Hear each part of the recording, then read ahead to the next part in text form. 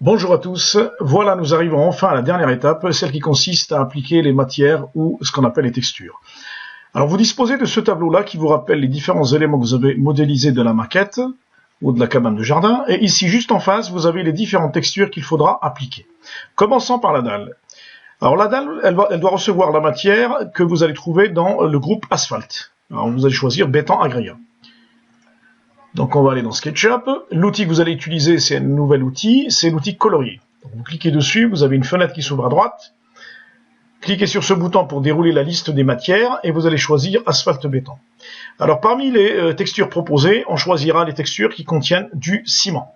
Donc vous pouvez choisir celle-là, voire celle-ci, celle-là également. Donc moi je vais choisir celle-ci. Et il faudra l'appliquer sur toutes les faces de votre dalle sans exception. Voilà, il ne faut pas hésiter à tourner. Voilà, donc on a fini avec la dalle. On va retourner à la fiche ressources. Pour les murs, ça sera briques et revêtements, bardage à vanne.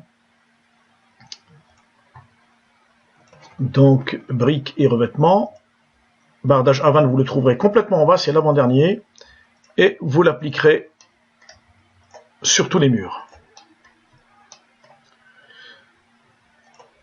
On avance. Le toit, couverture métal rouge. Donc on clique sur couverture et on choisit métal rouge. Oh pardon, je me suis trompé. Le toit il est là. Ah, il ne faut pas hésiter à zoomer. Alors là j'ai un petit bug. Voilà, je recommence.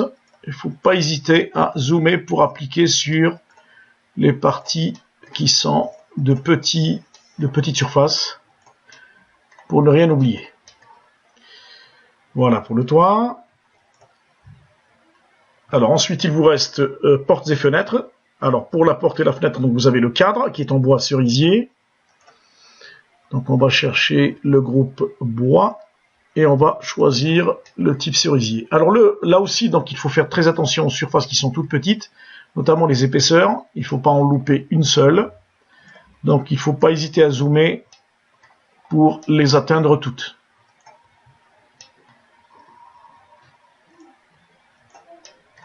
Voilà, de tous les côtés. Et on fait la même chose avec la fenêtre.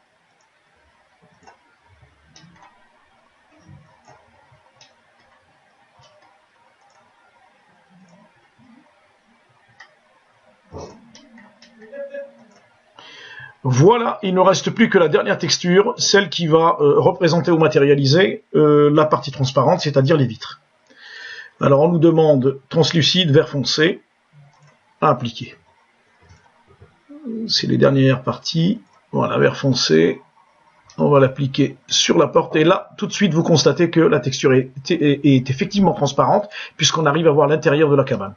Si on l'applique de ce côté-là, eh bien la même chose, on voit même le bonhomme à travers la deuxième vitre. Là, je vois que j'ai oublié, donc c'est ce qui risque de vous arriver.